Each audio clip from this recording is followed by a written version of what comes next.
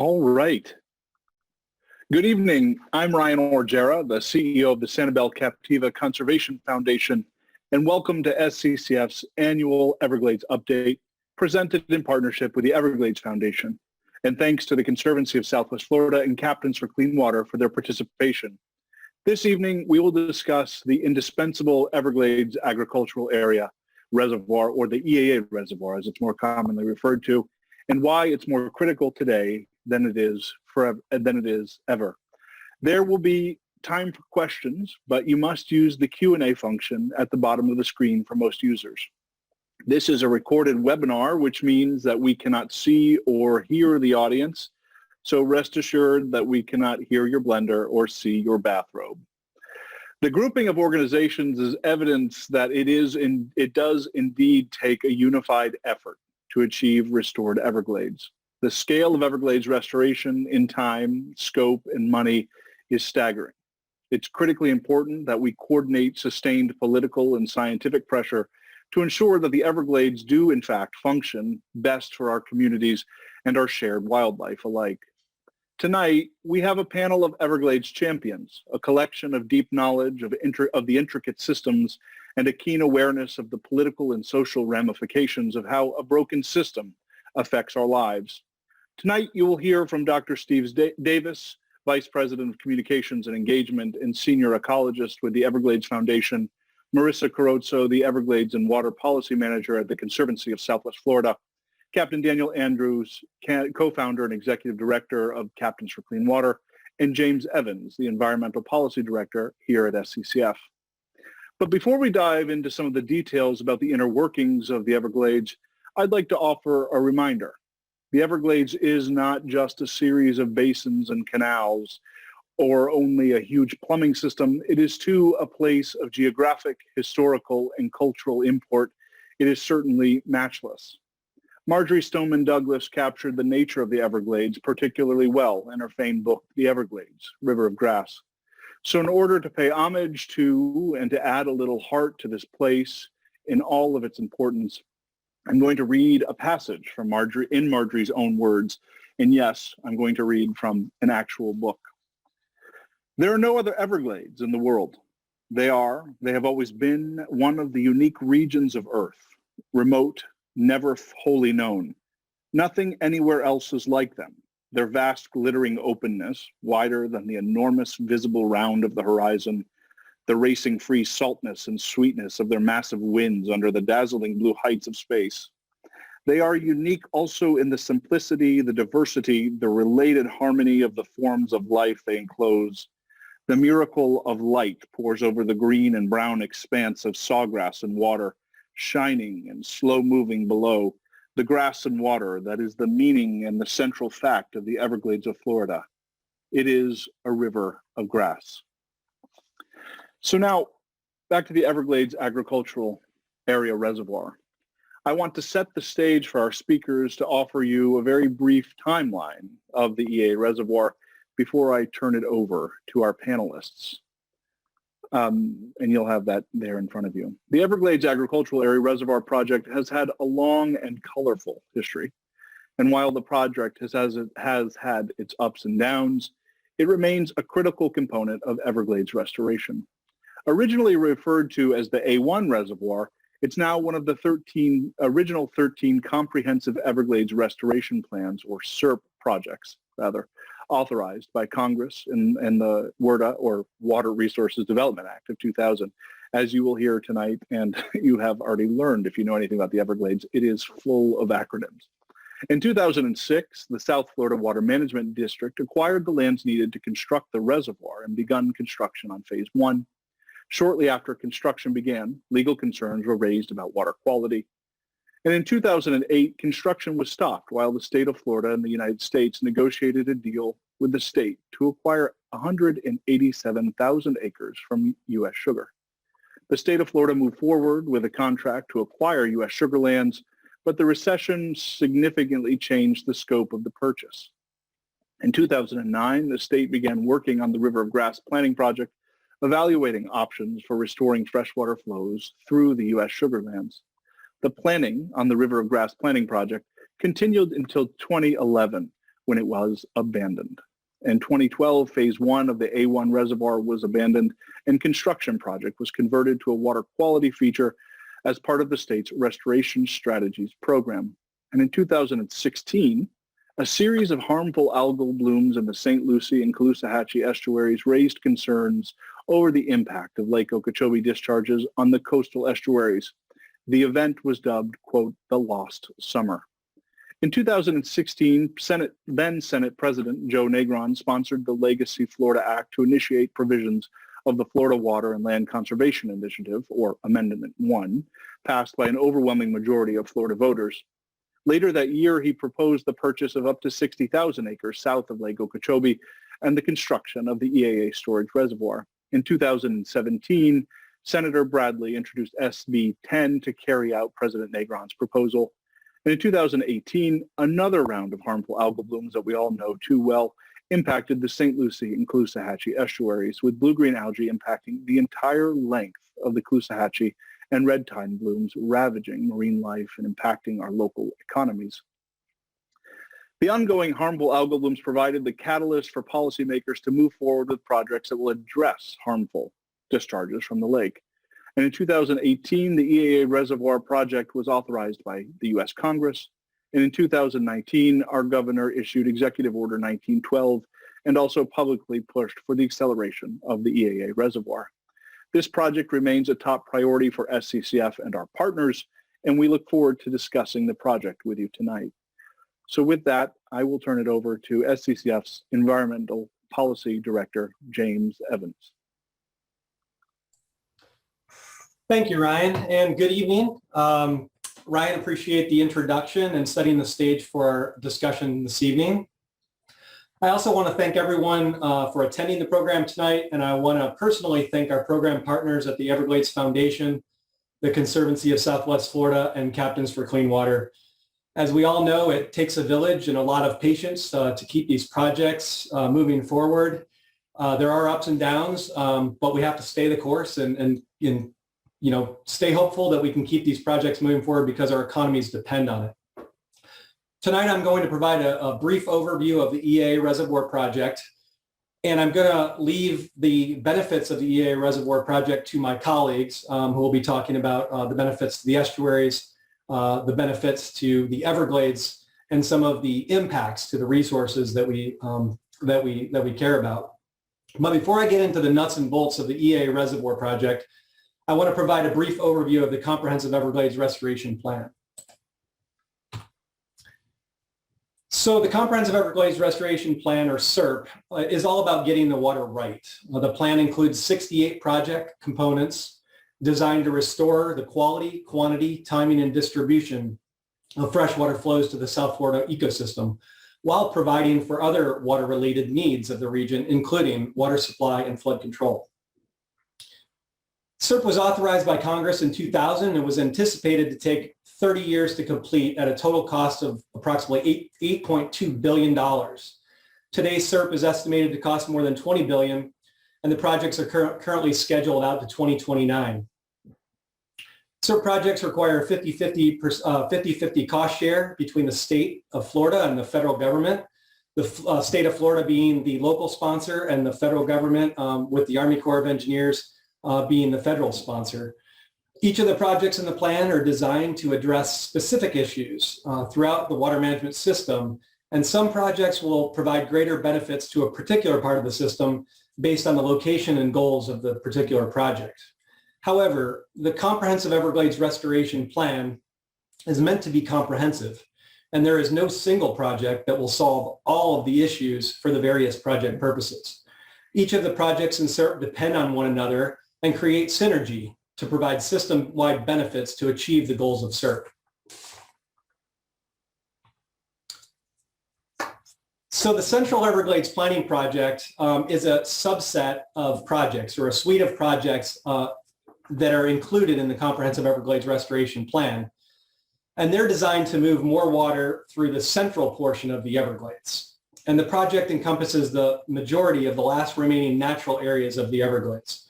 And the projects in CEP focus on restoring more natural flows to the Everglades by increasing storage, treatment, and conveyance of water south of Lake Okeechobee through the Everglades into Florida Bay to help restore that ecosystem.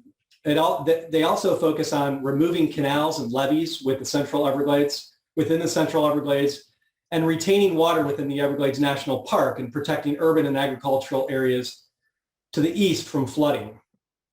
It's designed to send an additional annual average of approximately 370,000 acre feet of new water south to the Everglades.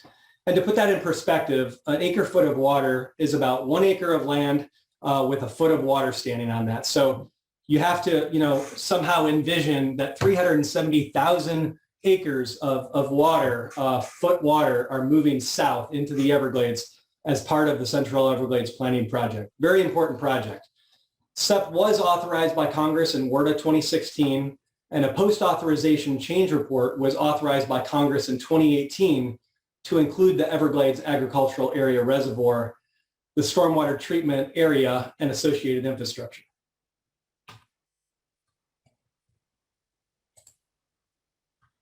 And let me just go back. So the image on the right side of your screen here shows some of the project components with the Lake Okeechobee to the north, moving into the Everglades Agricultural Area. And you can see that arrow. The goal of CERP is to move water south through the central portion of the Everglades. The Everglades Agricultural Area Reservoir is one of the original 13 CERP projects, as Ryan mentioned, and it was conditionally authorized by Congress in the Water Resources Development Act of 2000, or WRDA, and it remains a keystone of Everglades restoration. It is the only CERP project that will provide the dual benefits of rehydrating the Everglades and Florida Bay, while also reducing the damaging discharges to the coastal estuaries. Combined with other authorized CERP projects, it will reduce the damaging discharges to the estuaries by 55%, and it will reduce the mean monthly high flow events to the estuaries by 63%. And it will nearly double the volume of fresh water sent south to the Everglades. The project is located in the Everglades Agricultural Area between the Miami and North New River canals. You can see there in the middle of the screen there, the Everglades Agricultural Area Reservoir with the components of the project situated there in yellow. The project was designed to take water from Lake Okeechobee through the Miami and North New River canals. And the current project authorized by Congress in 2018 includes an above-ground reservoir capable of storing 240,000 acre feet of water and a 6,500 acre wetland stormwater treatment area to help clean that water and infrastructure to convey that water from Lake Okeechobee south into the reservoir and out of the reservoir and south into Everglades and Florida Bay.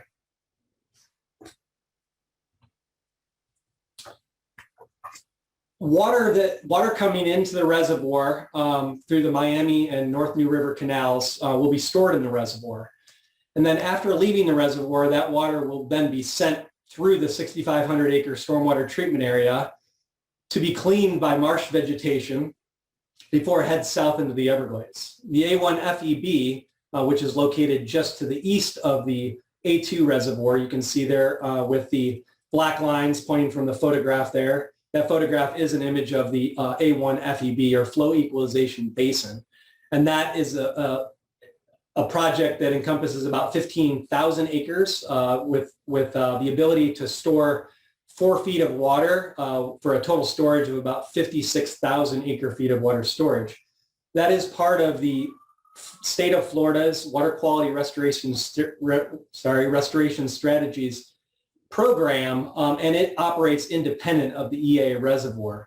However, that project could be incorporated into the EAA reservoir if additional treatment is needed in the future. And because it is a CERP project, it does require a 50-50 cost share, and the project is estimated to cost approximately $3.2 billion based on the post-authorization change report produced by the Army Corps of Engineers in the South Water Management District. And the plan that was identified for the EAA reservoir would increase the Central Everglades Planning Project flows from an average annual flow of approximately 210,000 acre feet to almost 370,000 acre feet of water, almost doubling the total flows sent south into the Everglades.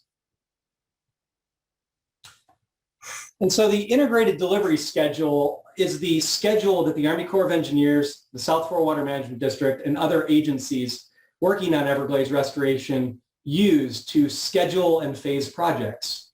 I don't expect you to be able to read all the lines in the spreadsheet, but I want to bring your attention to the Central Everglades Planning Project line items here. And you can see highlighted in red is the EAA Reservoir projects. And you can see by following that timeline that the EAA Reservoir STA or A2A or the A2 STA was proposed to begin work in 2020. And the South Florida Water Management District began construction in 2020 and just allocated $175 million for the final phase of the STA project. That project is proposed to be completed in 2023 and appears to be on schedule. We'll start to see the primary construction on the reservoir beginning as soon as 2023. And over the next year, the South Florida Water Management District and the Army Corps of Engineers will be working on obtaining the funding and planning and authorization for the construction of those components of the EAA Reservoir project. But of course, funding is going to be critical for moving this project forward. And, with the high cost of the reservoir project combined with all of the, costs of CERP and the escalating costs of CERP, it's critical that we allocate the funding necessary so that we can move forward as quickly as possible.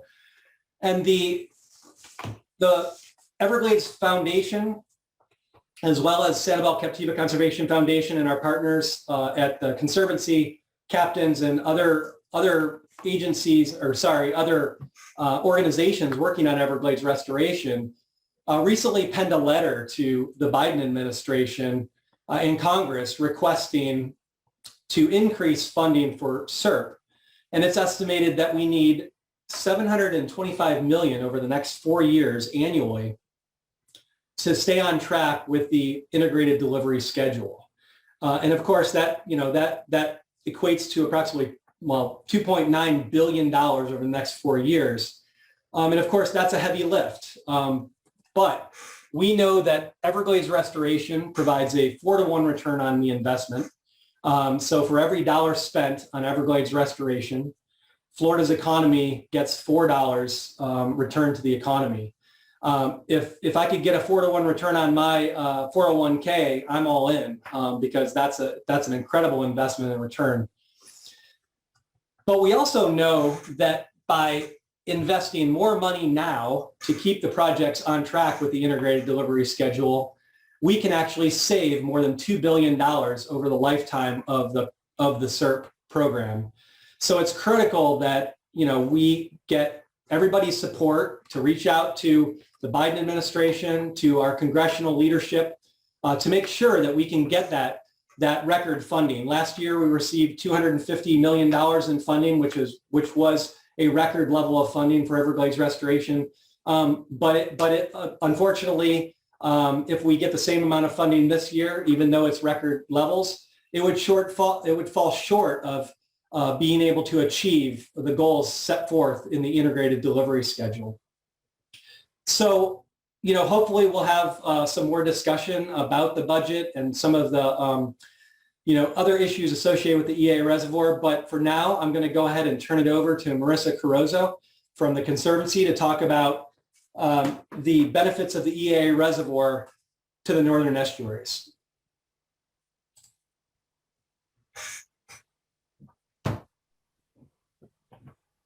Thank you, James. And I'm just going to take a moment to share my screen.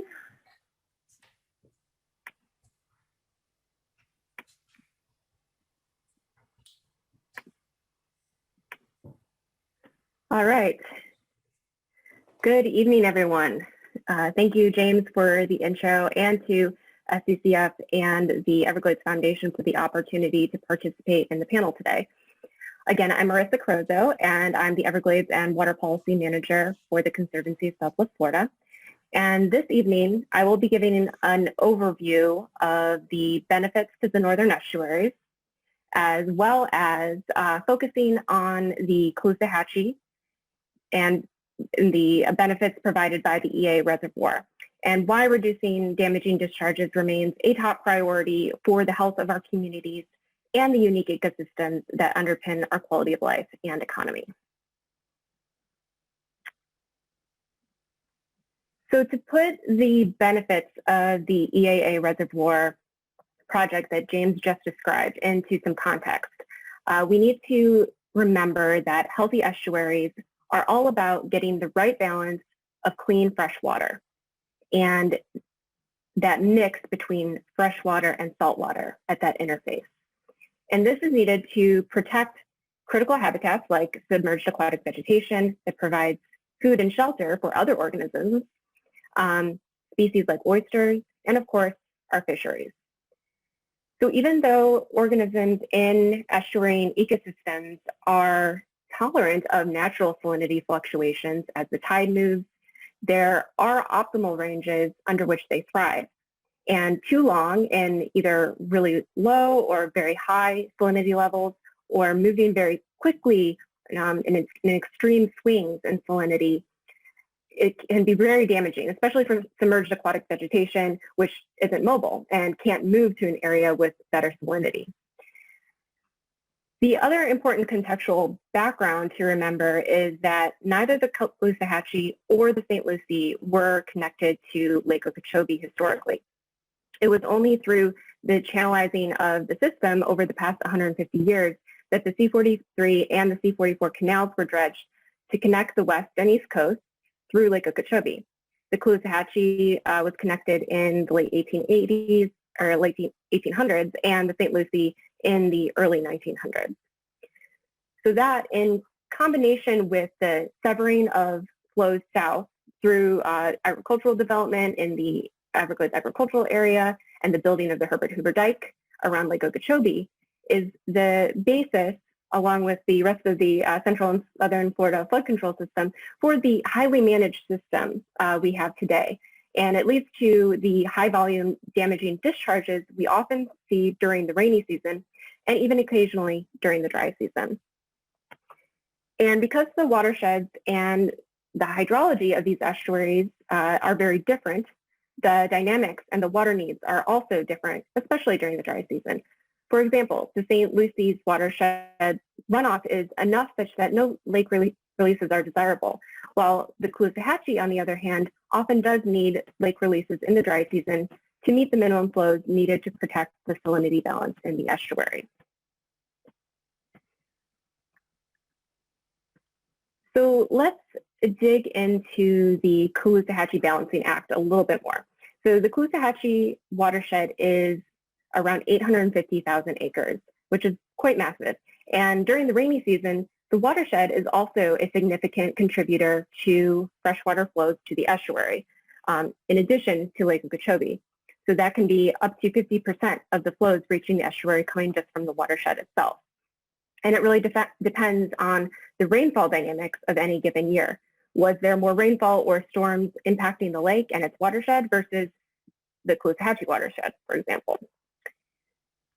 So when there is too much freshwater being delivered to the estuary, whether from Lake Okeechobee discharges, whether from the Caloosahatchee watershed itself, or, as is often the case, a combination of the two, the salinity drops and there's also a big influx of nitrogen and phosphorus nutrient loading and sediments that contribute to harmful algae blooms and reduces the availability of light to reach submerged aquatic vegetation. And this is exacerbated by the fact that, as James mentioned, we do not currently have that storage and conveyance south of the lake, which the EAA reservoir will help provide once it's built. So the major outlets, when the lake gets too high, remain the estuaries. Conversely, too little flow, a water flow, is also a major stressor on the Caloosahatchee during the dry season. So both James and Rayanne Wessel, which I'm sure many of you know, like to talk about this in terms of the Goldilocks effect. You know, too much water flow, too little water flow. We need just the right amount. So during the low flow times, this causes salinities to spike and can also lead to ideal harmful algal bloom conditions upstream of the Franklin Lock and Dam, or S79, as it's commonly referred to, with high water temperatures and nutrient levels combined with stagnant water. So this is actually, I wanted to point out the June 2008 photo that John Cassani took in that shows the S79 Franklin Lock and Dam, and that this is rather iconic, and it shows the stark demarcation line between the cyanobacteria bloom east of S79 and then the downstream estuary. So Everglades restoration uses a set of metrics called recover targets to help assess ecosystem health and the benefits of CERP projects. And the recent updates have identified an optimal balance for the Caloosahatchee between 750 cubic feet per second and 2100 CFS as measured at S79. And that would be the optimum to keep salinities in the healthiest range. So as a quick recap, we have this highly managed altered system, a great deal of development, urban, agriculture, the changing of water flows, and an enormous amount of pollution that has been added to our systems over the years. And that leads to this confluence of toxic algae blooms, wildlife mortality, serious human health implications, and of course, cascading economic impacts as well. And some of the major events over the past 5 years were the record-setting rainfall we got in January 2016, which led to high volume damaging discharges. And of course, that followed by Hurricane Irma in 2017 and the subsequent record-setting simultaneous red tide blooms and cyanobacteria blooms. So that's why, given how even more valuable our natural resources have become in the middle of a global pandemic, we have to remain laser focused on solutions to address these issues. Because until we build the projects to store, treat, and convey water, like the EAA Reservoir, until we manage the lake more equitably, and until we get a handle on nutrient pollution inputs, history can continue to repeat itself. So I'm sure many of those of you who have joined us virtually tonight may have experienced harmful algal blooms firsthand, whether it was in 2018 or 2016 or even before then. But I just want to share a few photos for those of you who haven't experienced it firsthand. And these are from the 2018 harmful algal bloom event in the Caloosahatchee. So this is an aerial photo along the Caloosahatchee from Google Earth that's dated in 2018. And this is the same view in August of 2018 during a flight I took with Lighthawk. And you'll actually notice the house down there in the bottom part of the photo appears to have been under construction when the first photo was taken and is completed at this point. So within that time span of 2018. Another photo, a typical view of the north side of the Caloosahatchee, the estuary area. And again during August. And not to leave the St. Lucie out, of course, for they've also experienced these harmful algal blooms on a regular basis. This is one of the, I think, most shared photos from the St. Lucie's harmful algal bloom event in 2016. All right, so those photos were not really intended to be a downer or discouragement, but more as a galvanizing tactic as a reminder that projects that help reduce the damaging discharges to the estuaries, like the EAA Reservoir, need to remain a high priority for the community, the agencies, and our elected representatives. So like we discussed earlier, the high volume damaging releases, especially when they go on for long periods of time, can stress or kill aquatic species and deliver high loads of nutrient pollution. The EAA Reservoir project is projected to help reduce the overall high volume damaging discharges to both estuaries by about 55%, which is a very significant improvement. In addition, the high flow releases lasting more than 60 days in the Caloosahatchee River estuary or more than 42 days in the St. Lucie estuary have been found to be particularly damaging to oyster populations. So that additional storage and conveyance capacity provided by the reservoir will help reduce the number of these types of long-term Lake Okeechobee water management releases by an additional 40% in the St. Louis Sea. So, just to wrap up with another important synergy between the EAA Reservoir and the CALOOSAHATCHEE watersheds, I'd like to highlight the C43 West Basin Storage Reservoir, which is located in HENDRY County, south of the river and south of State Road 80. And this SCCF project will complement the benefits provided by the EAA Reservoir. The project is currently under construction with a target completion date of 2023. And the purpose of the C43 reservoir is to store water from the watershed and Lake Okeechobee during the rainy season and have it available to release during the dry season to help meet the salinity needs of the estuary. So while the EAA reservoir will be a significant benefit during high flow times, the C43 reservoir will also help address the low flow periods. So we get both sides of the equation there. And again, water storage and the availability of water are critical components of the Everglades restoration puzzle as a means to mimic the natural system as closely as possible. We know additional storage is needed in the CALOOSAHATCHEE watershed, even beyond the 170,000 acre feet provided by the C43 reservoir, and it's about 38% towards the overall goal. So the water quality treatment component for this reservoir, which has been a long-standing priority for West Coast stakeholders, is currently under development, and the Southwater Water Management District is evaluating 5 different treatment alternatives in order to have treatment ready to go once this reservoir is complete as well. So that's a very brief overview of the benefits of the EAA reservoir and the issues surrounding damaging discharges to the estuary. And I think we all know that we can't cover every single nuance of Everglades restoration, Lake Okeechobee management, water quality issues in these presentations tonight. But our goal, and the goal of this particular segment, was to take a look at how reducing damaging discharges and the EAA reservoir itself will have a significant and long-standing benefit for our environment and our economy. And finally, I'd like to reiterate a call to action that James mentioned, because in order to stay on track with the EAA reservoir and the rest of the CERP projects on the integrated delivery schedule, the U.S. Army Corps of Engineers has identified an opportunity to invest $725 million per fiscal year beginning in FY22 and puts those funds to work building projects that will improve water quality, water supply, and habitat connectivity. And this is an excerpt from the Everglades Coalition's letter sent this January. And this is really the time we all need to speak together in one voice to advocate for $725 million in federal funding over the next 4 years.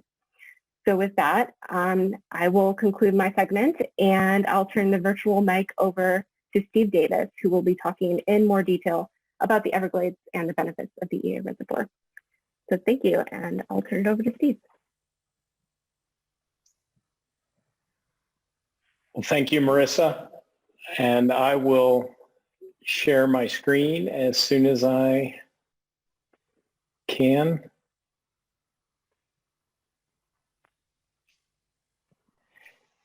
And so I want to talk about that water that James described and getting it from Lake Okeechobee, instead of sending it east and west where we know it's not wanted and it causes harm. We need to send that water south where it's needed.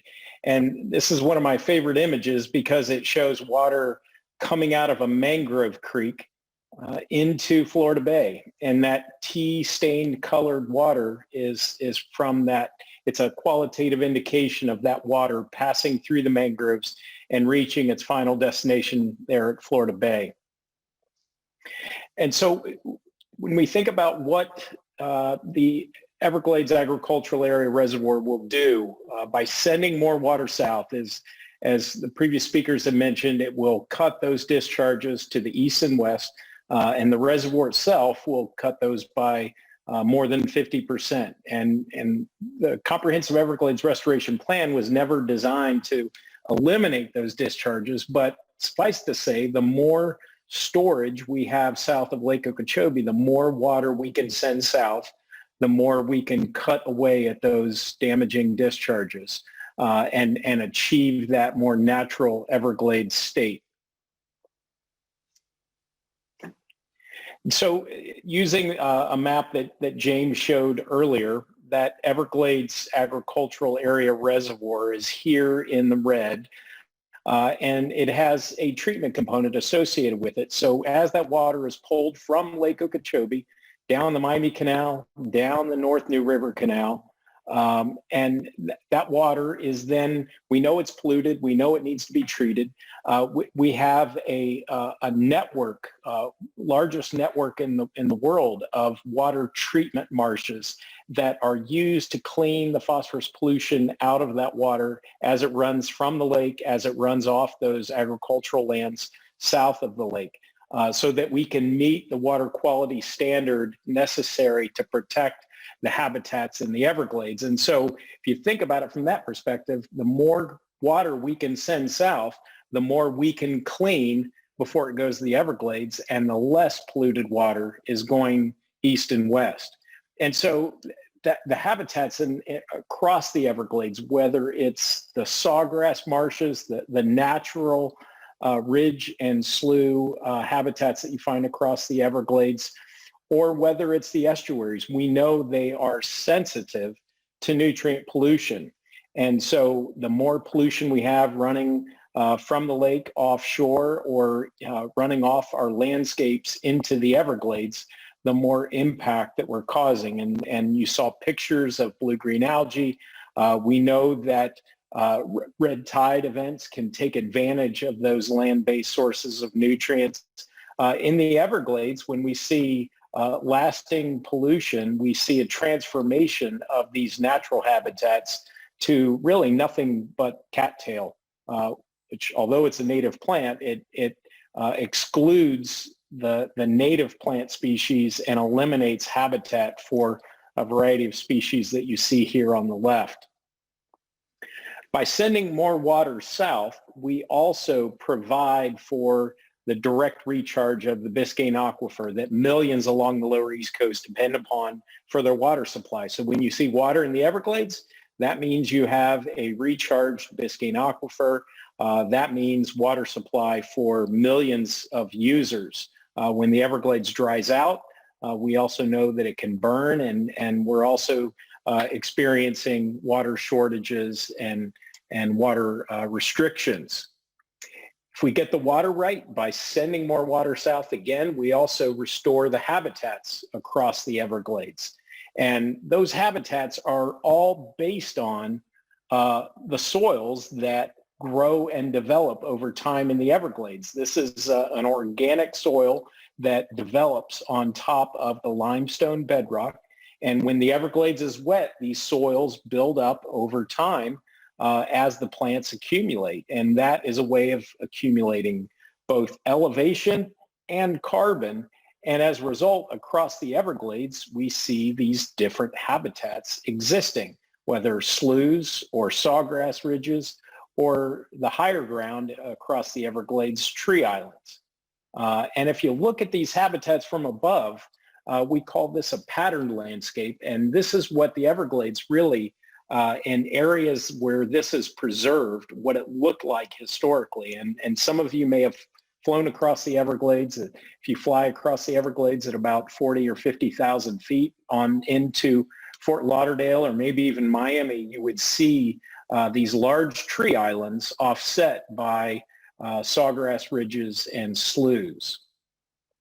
And these habitats are important because when you have the ridge and slough habitats and the natural rise and fall of water levels, then you reconnect the food chain across the Everglades. The small fish and crayfish that grow up in the marshes, as the water level recedes in the dry season, they accumulate and concentrate, basically becoming available for wading birds and alligators that depend on that food supply.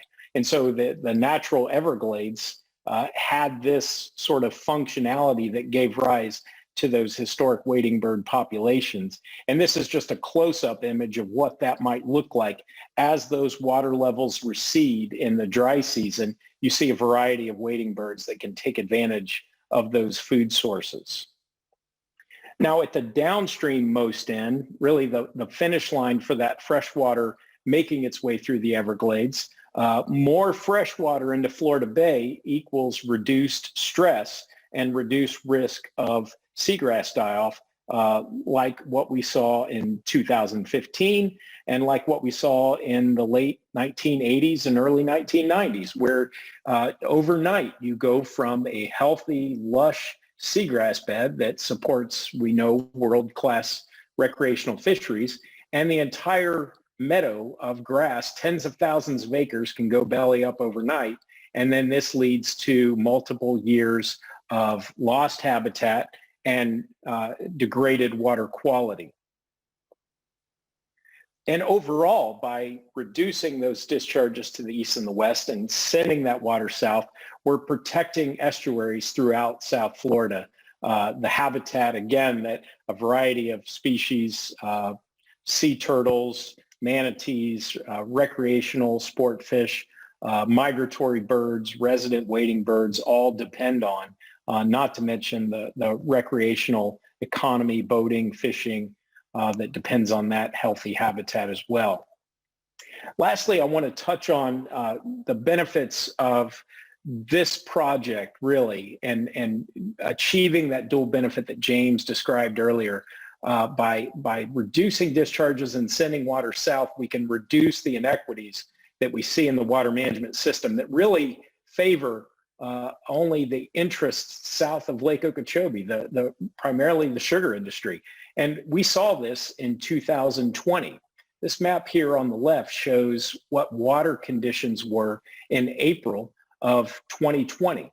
And this was on the heels of a pretty dry month in March of 2020, which would suggest that there wasn't any water to hand out. But yet what we see is while there's no water moving through the Everglades, and there's fires and there's water restrictions, and at the southern end there's hypersalinity in Florida Bay, we saw nearly 4 billion gallons of water going to irrigate those sugar fields.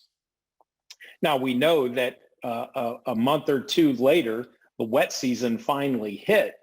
And when it rains, there's no need for irrigation in those fields south of Lake Okeechobee. In fact, when it rains a lot, they don't want the water on their land. So the flood control system kicks in. And so in this particular case, we had about a foot of rainfall across the Everglades.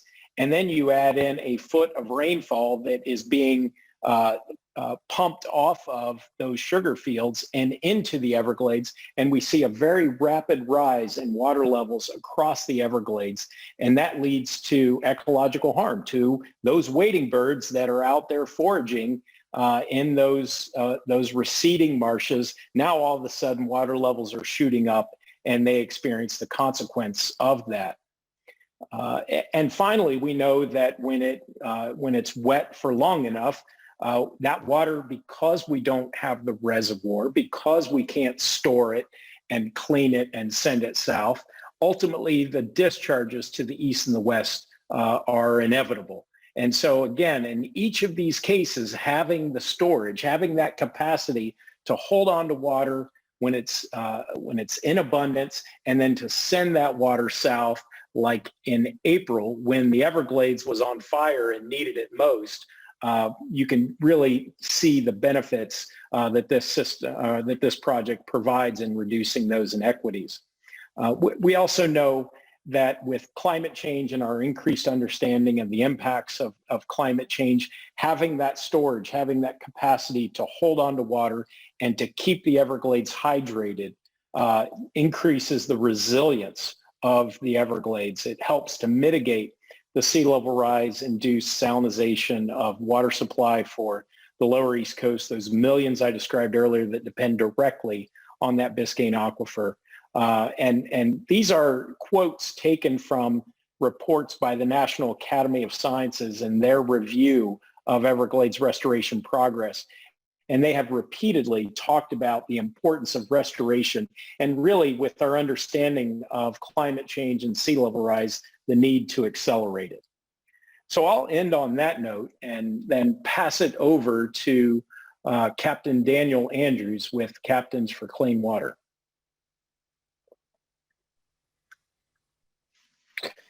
Thank you very much, Steve. My name is Daniel Andrews. I'm the co-founder and executive director of Captains for Clean Water, and I am not a PowerPoint expert, and therefore I do not have a PowerPoint tonight, so you're going to have to listen to me talk. And right off the bat, I have a task that I need everybody to do. It looks like there's over 100 people that are tuned into this right now. I need everybody to put a question in, hit the Q&A thing. I know I have questions after, it's kind of hard being the fishing guide that presents after a bunch of smart people. I know I have questions, y'all must too.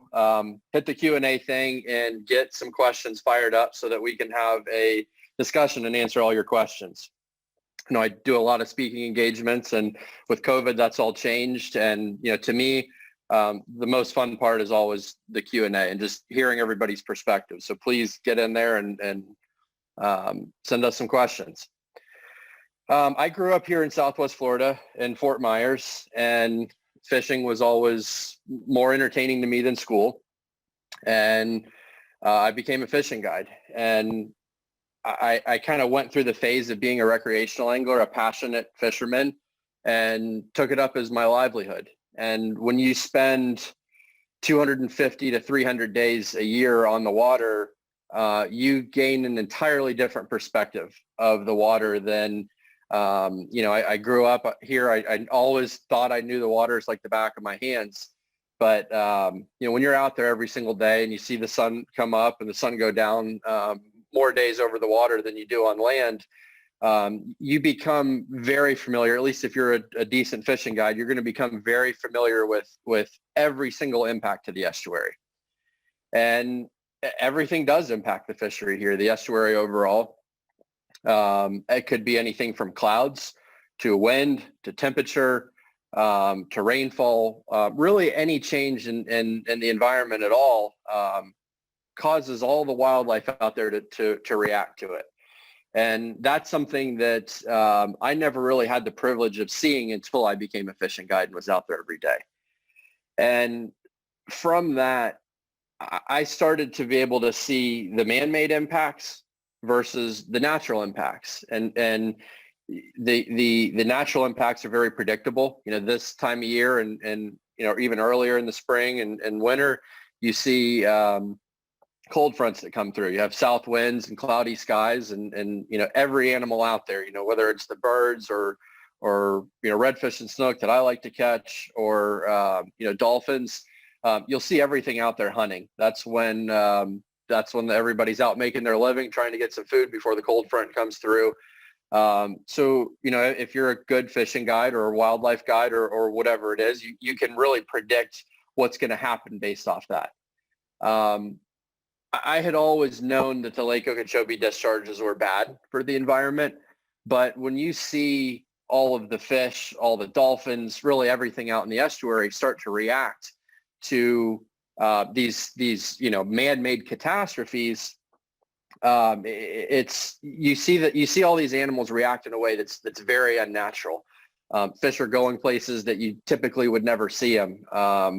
In the middle of summer during these red tide events, all the redfish and snook try to go up in the freshwater creeks, which really don't have enough oxygen, in the heat of summer, and everything just gets really out of whack. And that's something that you don't see from natural events. And in 2016, I had been a guide at that point for a little over 5 years.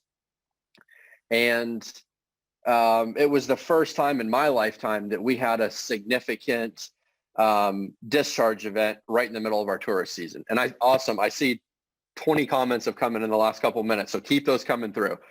But that was the first time I had seen right in the middle of our tourist season. We had a really wet El Nino winter that year and had a lot of water coming off the landscape. We had really bad discharges and everybody was mad. And that was the year that I got involved with this. Sadly, I think of probably anybody on this call. I had been, I know Chris is on here, another captain, other co-founder of Captains for Clean Water. The two of us had probably been impacted more than anybody else on here. I mean, this was our office. I mean, when you're out there 300 days a year, you make your living off the water, and you're having to cancel charters and tours and all that because of environmental conditions. We kind of asked ourselves, why hadn't we been involved? And, fast forward to now and look at all the new people that have gotten involved in this fight just in the last couple of years. One of the early slides we were looking at that James had up, it showed the 2016 and the 2018 events. I saw my friends, my acquaintances, businesses. I mean, the business community has made a huge, huge impact in this fight, and really, they play they have a huge pat on the back to themselves for moving the needle with this reservoir. That happened because people got involved, people that typically hadn't spoken up on these issues. And that's the reason that we are seeing progress on this right now. That's the reason that there's construction happening today on the EAA Reservoir site that we've been talking about this evening. There have been a lot of political speed bumps that made all of us who work on this day in, day out get pretty nervous about the keeping this project on track. There's a lot of political interests that have pushed back on this, and because so many people have gotten involved, that's allowed this project to keep moving. So I think it's awesome that we have so many people on here tonight to learn more about this and get more involved. That's what this is really all about. This project is real. It's has real tangible benefits to our estuary, to your home values, to your quality time that you can spend out in the environment, especially now. I mean, during COVID, I think we all appreciate being able to get outdoors, whether it's to fish or to walk on the beach or to look at birds or whatever it is for you. I know during these kind of uncertain times, it provides us an incredible opportunity to get out there and experience really what Southwest Florida has to offer. Pretty much everybody I've talked to in the past year has spent way more time outdoors than they had in past years, and I think that just reinforces the need. With COVID and the uncertainty with the pandemic, it just reinforces the need of being able to control what we can, and this environmental issue is really a simple solution. When you're putting man on the moon and people into outer space and all that, we can fix a swamp, and that's all that this is. And we have awesome scientists like James and Steve and many others that are working on this problem day in and day out. The solutions to this are fundamentally simple. And that's what we have to keep in mind. We're building reservoirs and flowways and filter marshes to recreate that historic flow. Nature had it right. We messed it up. We just have to put it back and have that same functionality that the historical Everglades had. I've witnessed the impacts to our estuary. They're lasting. When we have discharges, the water gets clean 4 months later, but it may take a decade to really see the recovery.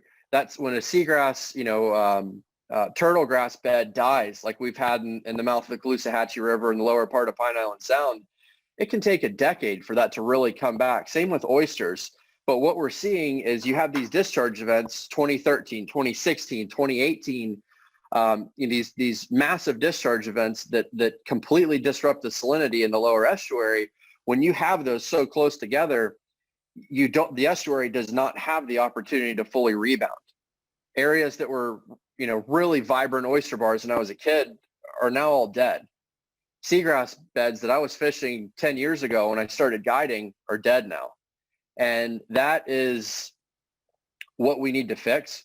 Nature is very resilient. Every year after the discharges stop, we see a little bounce back, but not quite to before we had those discharges. So nature's very resilient. We just have to give it the opportunity to be to recover. And this EAA reservoir is the heart of that opportunity for the Everglades to recover. It has benefits all across South Florida, from the CALOOSAHATCHEE to the St. Lucie and Florida Bay. So I'm seeing more and more questions coming in. Looking forward to answering all those. Thanks to SCCF and Everglades Foundation for having captains be a part of this tonight, and looking forward to answering some questions. All right. Thank you, Daniel, and thank you to all of our panelists for sharing their expertise.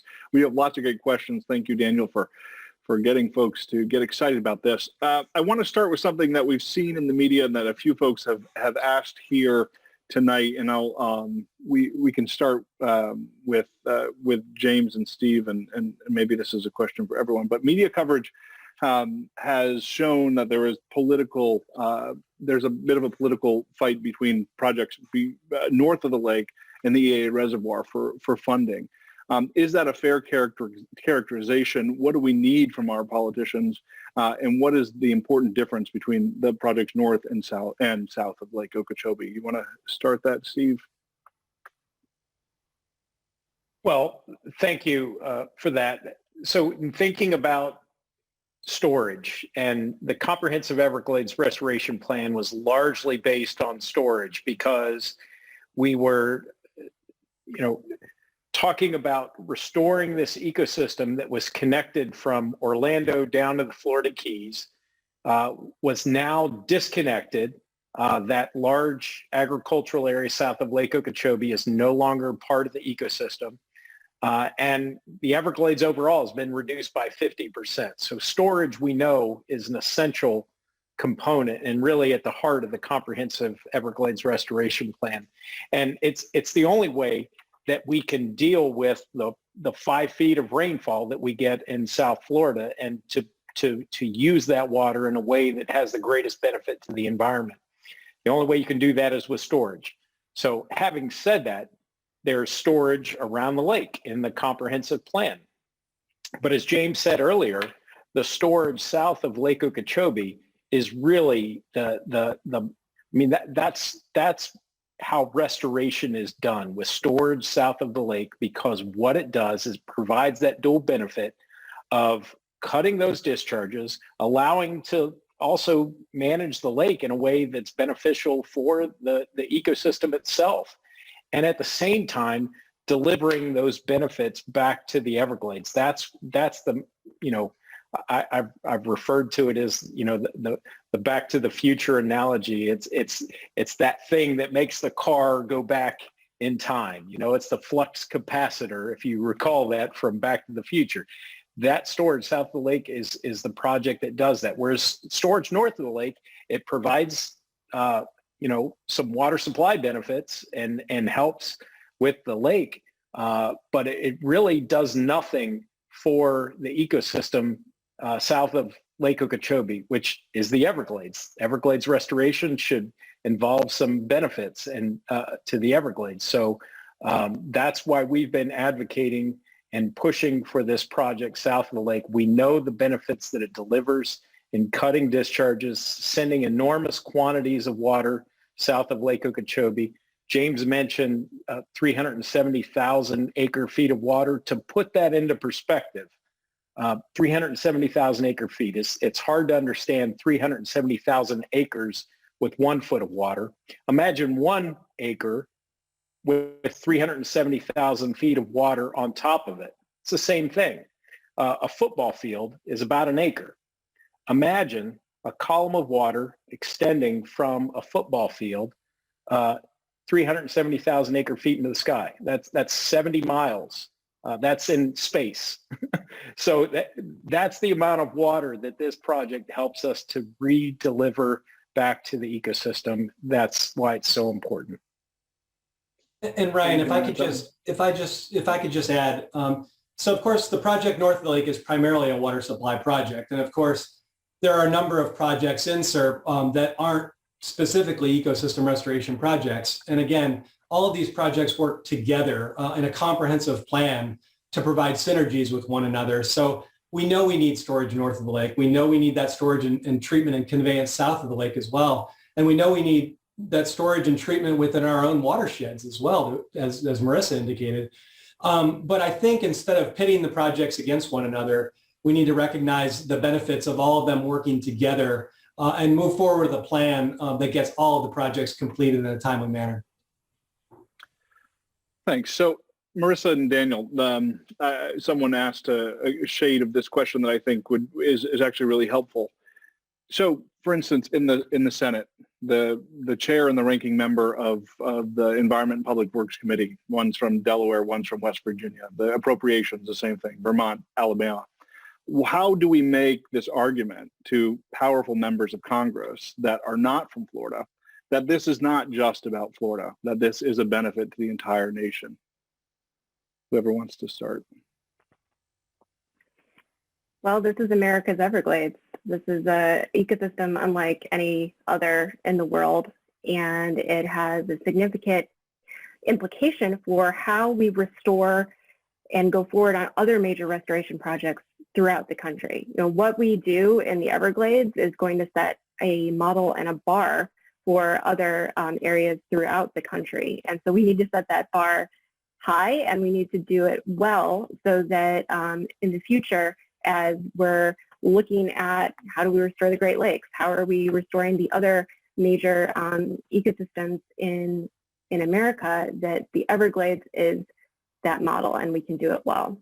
And I know Daniel has a lot of great insight on how to make the case to legislators as well. Yeah, and when I was charter fishing, about 80% of my clients were from out of state.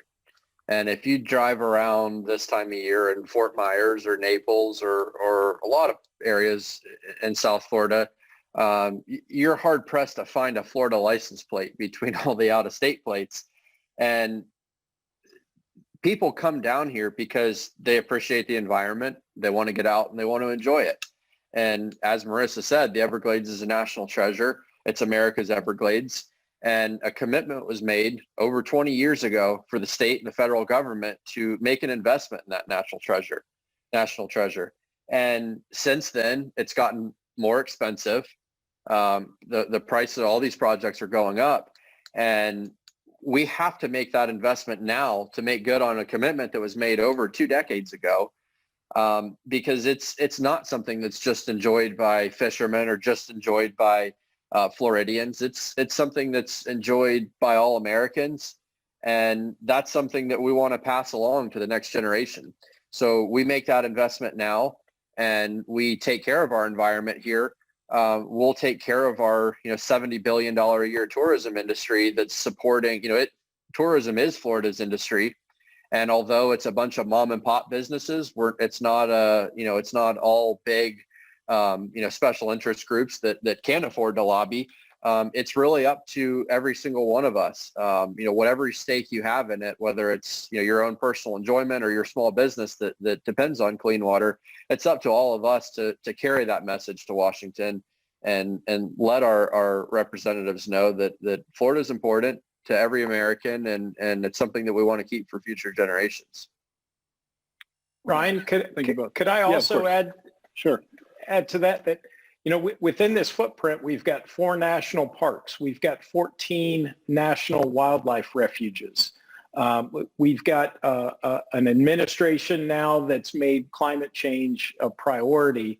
And we've got this 3 million acre ecosystem that, if hydrated, is potentially one of our best weapons in terms of increasing carbon sequestration. We know that the system, when it's dry, releases carbon to the atmosphere.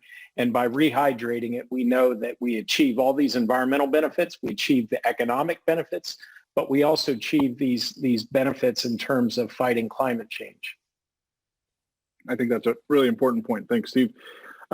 James, so I often hear when people are talking to me about the system, why don't we just send more down the St. Lucie? Or why don't we stop flows altogether down the CALOOSAHATCHEE? And I know those have 2 very separate implications, but I think the piece that I would like us to focus on is, why is it important to not think of this as a zero-sum game?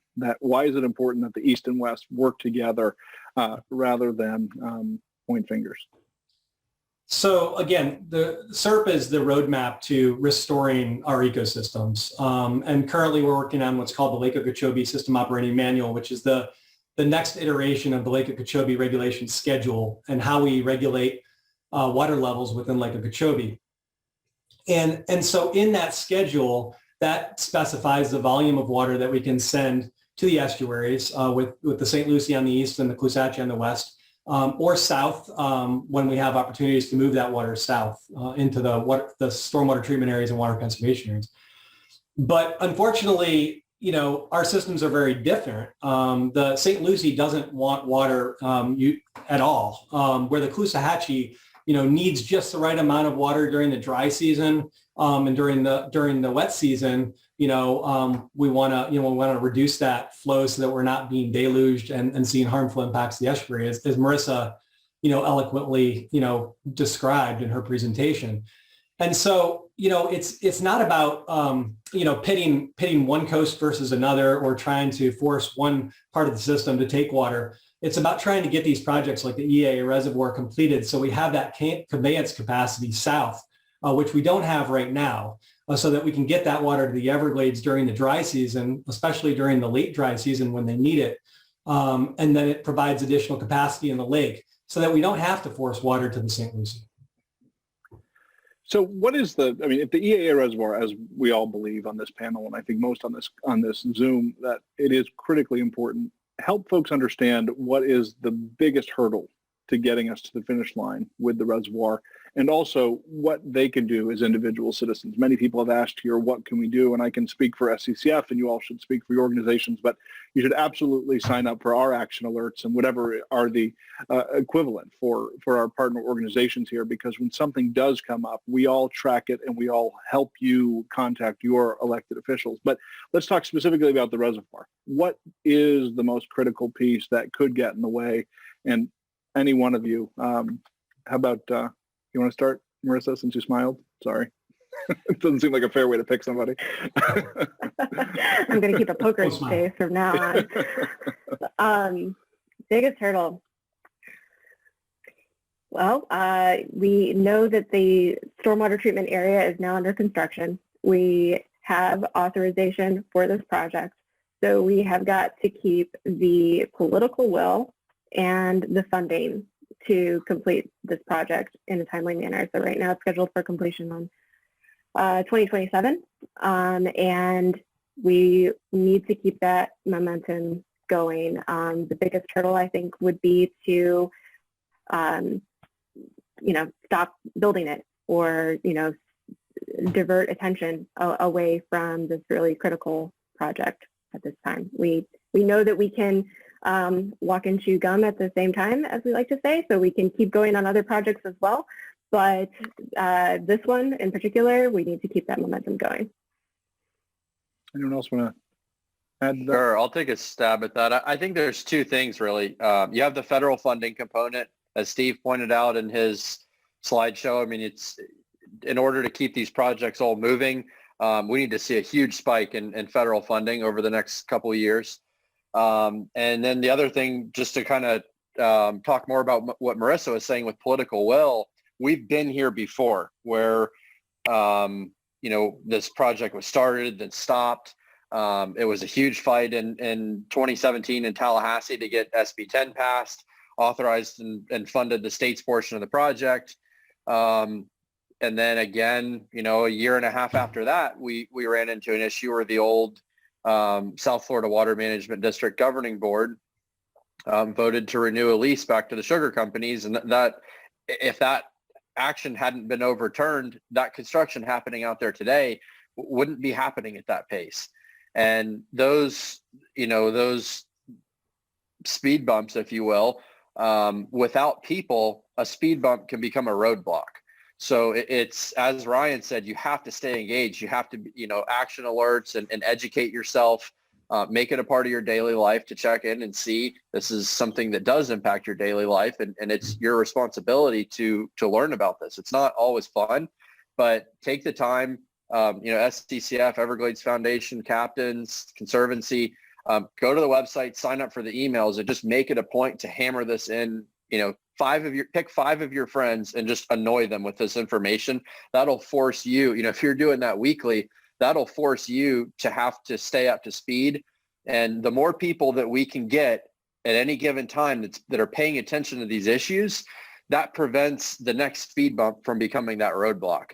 And if we can, plow down whatever roadblocks happen politically, then there really isn't a threat to this happening. The threat is ultimately people becoming disengaged, thinking, oh, it's happening, I don't need to worry about this. There's a bunch of people that are working on it, wash your hands and walk away. No, that's really the biggest threat at the end of the day. Thank you. Yeah, I'll just add, federal funding, that's the key right now. The state has demonstrated a commitment to this and have nearly outspent the federal government by 3-1 on Everglades restoration projects and CERP. So getting the federal funding up is key, but I think it's, back to your action alert and getting engaged, getting people to realize that 9 million people now live within the footprint of this ecosystem. That's 42% of the state's population, the 3rd most populous state in the country, 42%. And this is really at the heart of the economic drivers for South Florida. So getting water south, protecting our estuaries, protecting our Everglades. So just getting people engaged on this. So I'm going to try to combine 2 of these because these are one is a common question that I get. And why is it that we can't just buy the sugar land we need to make this happen as quickly as possible? That seems simple because at one point the state was about to purchase those lands. But also, I think it would be important for our viewers to really understand what sugar means in this sense, because it's not terribly clear. It's often pointed to as a boogeyman when we're talking about Everglades restoration. And I know this is probably a landmine in some ways, but I don't want it to be. Can one of you help our viewers really understand, A, why the state isn't or can't buy land as we need and quickly, and 2, what really is the role of sugar in this process, either political or scientific? So I'll just kick it off. Obviously, I think it's political will. I think we had the political will to purchase the lands. Then we ended up in a situation where we couldn't buy the lands, and then that project was abandoned. But I think it's really political will when it comes down to it. As far as U.S. Sugar, U.S. Sugar is a corporation. Of course, they're trying to operate a business in South Florida, and you can't blame them for doing that. However, because they're located between Lake Okeechobee and the Everglades, they're the impediment to being able to move water south into the Everglades and Everglades National Park and Florida Bay to achieve our restoration objectives. And so because they're located there, they're also provided flood control and they're provided water supply. And I think the biggest challenge is with Everglades restoration is the fact that the EAA really takes up the majority of the capacity within the stormwater treatment areas that feed our water conservation areas in the Everglades. So, it's all about equity. And if we were able to move water out of Lake Okeechobee and utilize those publicly funded stormwater treatment areas, I think that maybe U.S. Sugar wouldn't be the boogeyman, but because they take up the majority of the capacity, it shunts the water to the east and west coast, impacting the coastal communities and our local economies. All right. Thank you, James. I see everyone's chomping at the bit to pick up that one. So I think, Steve, you mentioned, and this is for anyone, but you've spoken several times about sea level rise and climate change in this system. How is, in the planning process, when we think about a horizon, a temporal horizon that is rather long in this case, how is climate change taken into account when we are planning these sorts of processes, these sorts of restorations? Well, it's increasingly taken into account as we learn more about what it means and sort of evolve our analytical modeling tools to allow us to make those projections.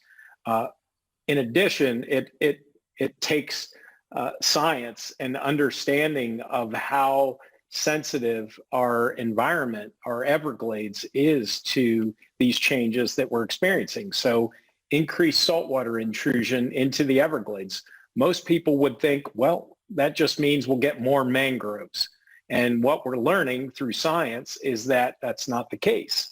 With increased saltwater intrusion into areas of the Everglades, we're seeing a phenomenon called peat collapse, where the marshes are actually collapsing into these deep water, open water areas that are too deep for mangroves to become established. So without providing any fresh water to these ecosystems and sort of allowing them to put up their best fight against saltwater intrusion, we're seeing that perhaps down the road we could have a much more open coastline.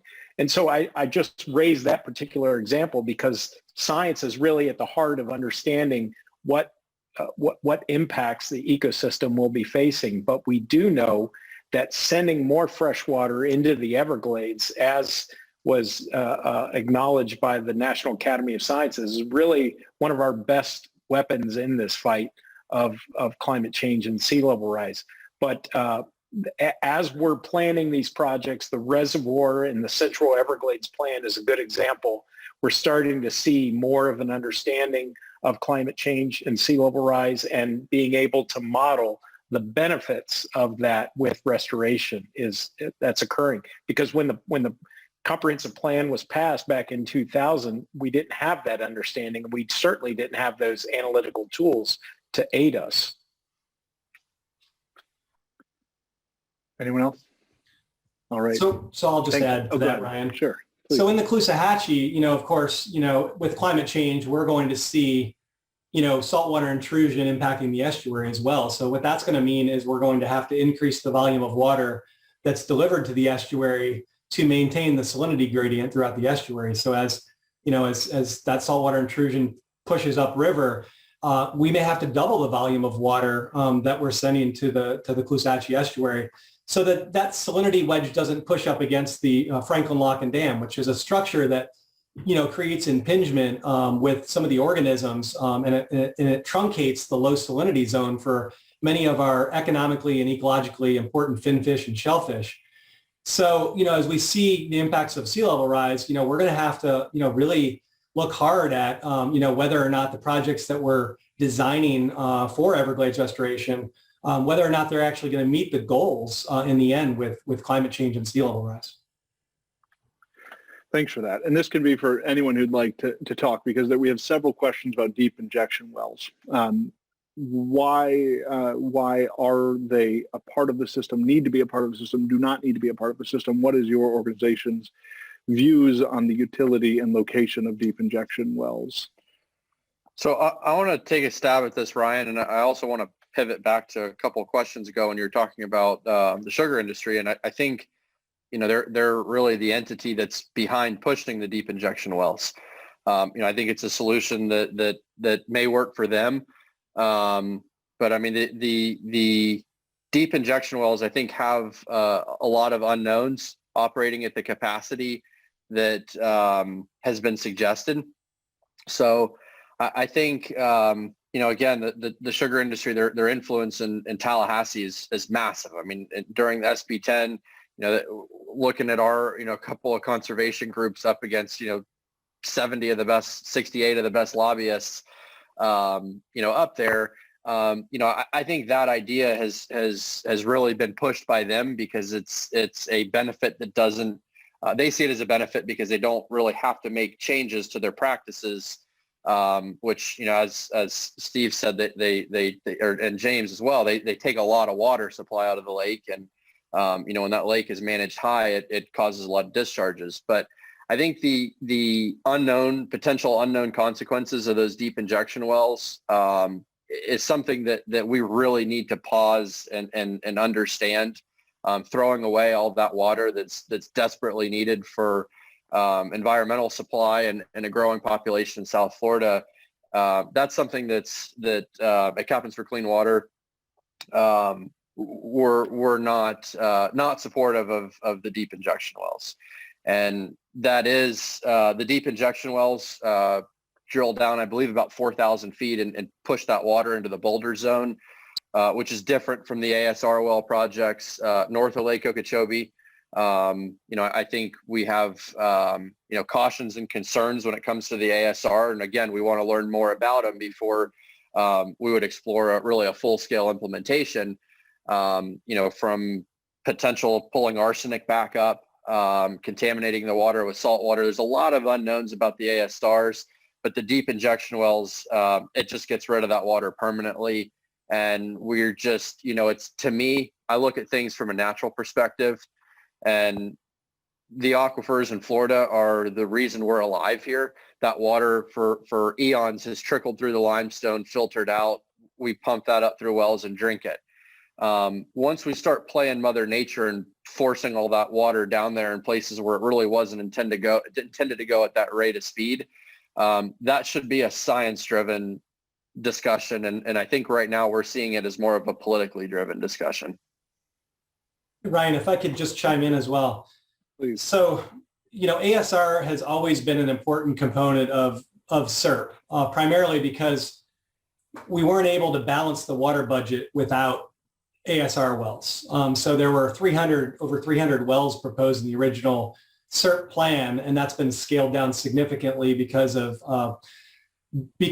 differences in the geology throughout the system that would not support the use of ASR wells. And so when we think about ASR, they do provide some benefits. North of the lake, it's primarily a water supply benefit because of the number of wells. They're proposing 80 wells as part of the Lake Okeechobee Watershed Restoration Project. And that equates to about 640 cubic feet per second per day at 8 CFS, 8 cubic feet per second per day.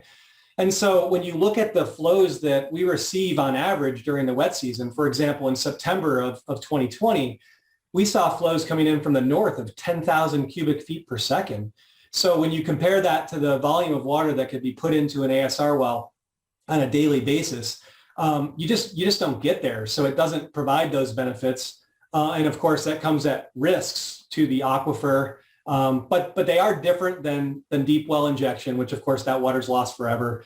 ASR, you get somewhere about approximately a 50% recovery rate with those ASR wells. So, we have some reservations about, ASR, but we need to let the science drive it, like Daniel said. Great. Well, I have two questions that I think we can put together here. So, one, I'd love someone to talk about legacy nutrients, those nutrients that remain in the system, and someone here will explain it in greater detail than me. But also, what does that mean if the discharges from Lake O, the harmful discharges, were to stop? What does that mean for long-term nutrient introduction from a legacy source? Well, I'll take a stab at the first part of that and maybe touch on the second part. So with regard to legacy nutrients, and I also saw a question that kind of touched on this related to the stormwater treatment areas, those filter marshes. They're removing pollution as well. So in a sense, they are accumulating nutrients, legacy nutrients over time. Lake Okeechobee, great example, an ecosystem that has been polluted from both the north and from the south with the back pumping that occurred for a number of decades, has tens of thousands of metric tons of phosphorus pollution on the bottom of it. There's so much phosphorus pollution in Lake Okeechobee, and that continues to go into Lake Okeechobee, that even if we started putting clean water back into it, there's enough pollution in it to where it will be an impaired water body for decades into the future.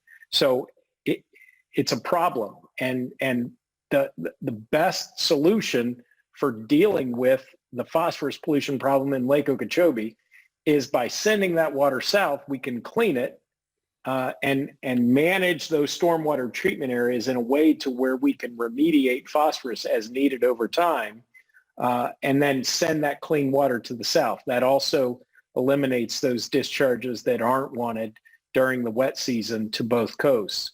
So the legacy pollution is absolutely a problem. We don't have a solution for dealing with it. We're not even controlling the phosphorus loads that are still coming into the lake today. Yeah, and I'd say as far as stopping the discharges to the CALOOSAHATCHEE right now from Lake Okeechobee, we would still have to deal with the watershed runoff from the CALOOSAHATCHEE Basin itself. That is also a major contributor of freshwater flows and pollution. If you look at the watershed as a whole, you have very urbanized areas near the coast. As you move farther east, it's primarily agriculture. And when you aggregate all of that together, it's about still 77% of the CALOOSAHATCHEE watershed is in agricultural land uses. So depending on where you are within the watershed, you're going to need different strategies for dealing with the runoff. Do you need better fertilizer ordinances? I saw some questions or comments about how, look at those green lawns next to the green algae. Well, yes, that is a contributor, but we also have to deal with the pollution coming off of agricultural areas as well. And as we talked about before, storage and treatment within the watershed is really key. So it's source control from the runoff from specific land uses, as well as larger regional treatment areas that will be needed to get to the final solution, so to speak, for getting, producing the nutrient inputs into our coastal estuaries. Thank you for that. And I think it seems like a straightforward question, but it's really not. And someone asked me this just 2 days ago, kind of point blank. China can build a hospital in a weekend. Why is it taking so long to finish this project? And of course, there's really no comparison to that. However, I think the heart of this is, why is it taking so long? How do we keep people engaged and explain why patience is necessary in this process? Well, I'll kick it off. Again, I think political will plays a big role, but the process of getting these projects funded and authorized also takes a considerable amount of time, whereas I don't believe they have the same processes in China as we have here in the United States. But it's also, about the quality of the work and making sure that these projects are done correctly, because we know from past work as part of the Central and Southern Florida project, which is the project that really dismantled the entire water management system, ditching and draining the Kissimmee, straightening the CALOOSAHATCHEE. That dates back to the 1880s, but the Army Corps carried that forward. So we want to make sure that we get it right, for one. But we're also competing with restoration projects all over the country. And so, I saw a comment about how the Everglades is really siphoning off a lot of the money that should be going to other projects throughout the nation. And I agree. There's no question that America's Everglades is consuming a considerable amount of the environmental restoration budget. But again, it is America's Everglades. I don't know of a way to get it done quicker other than to perhaps have dedicated funding that would go to Everglades over multiple years, rather than every year having to go through this rigorous budgetary process. Anyone else why it's taken so long? All right. Well, Steve, do you want to? Yeah, I just want to, so it's largely about political will and funding, as was mentioned a few times, but I think it's important to go back in time to the 1940s, when this infrastructure that's causing all this harm and damage to both coasts and algae, toxic algae, this was an infrastructure that was designed and built by the U.S. Army Corps of Engineers. It was not built by the South Florida Water Management District. They were established to manage this infrastructure that was designed and built by the federal government. So we're at a very different time now. This is not an agricultural-based economy. This is we're a tourism-based economy, real estate-based economy. This infrastructure that they designed is causing harm to today's economy. It really threatens the future of Florida. So the federal government really needs to step up and recognize their role in this problem, this crisis that we're facing in South Florida. So when people ask, why is the federal government involved in Everglades restoration? Well, they've been involved from the very beginning, and so that's their role, and getting that message out there is important, and educating elected officials as to why they need to be engaged on this. Kind of gets back to your earlier question as well. Yeah, I think it's important to remember that it took an incredible amount of time, 100 years, to undo a system. So certainly to fix it, we need to continue to be patient. So we're up at a little after 7:30. What I'd like to do is to have each of you just kind of sum up. I want to leave people with some sense of hope and power about what they can do, and how and what we can leave them with, each of our organizations. So why don't we start with Daniel? How would you like folks to leave tonight, and what would you like them to know? I think the only thing you really need to know is that if you want this progress to continue, if you want these estuaries to be healthy for yourself, for your kids, for your grandkids, the buck stops with you. Don't expect any of us to fix this problem. We can help you be part of a solution, but it takes you being involved. And whether that's reading the newsletters from SCCF and Everglades Foundation and Conservancy and captains, and annoying the heck out of all your neighbors and friends and family members with it, or posting stuff on social media, whatever your way is to continue this conversation, that's ultimately why we've gotten to where we are today. There is no magic button. If there was, with as many smart people are involved in this fight, I think we would have found it by now. But really, it's the buck stops with you, and it's with over 80% of the nutrients our estuary here, coming from east of the Franklin Locks. It goes beyond the actions that you do as an individual, and it's how you use your voice to affect change. And as long as y'all are educated, paying attention to this, signing up for newsletters, talking about it, to the point where you're blue in the face, I have faith that these problems are going to be fixed. And if you even for a second think that, with all these great people like Steve and Ryan and Marisa and James that are working on this 24/7, 365, if you think we can do it alone, that's where you're mistaken. You play a huge role into that. We can be a conduit for you to get involved. We'll let you know when wires are crossed, and we expect there to be speed bumps or roadblocks, but we cannot do it without you. So please stay engaged, become part of the fight, however you can, support these efforts.